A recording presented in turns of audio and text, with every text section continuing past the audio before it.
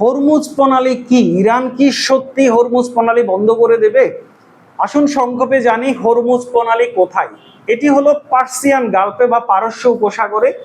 এটির একদিকে হচ্ছে আপনার ইরান এবং অন্য প্রান্তে হলো ওমান এবং সংযুক্ত আরব আমিরাত বা দুবাই।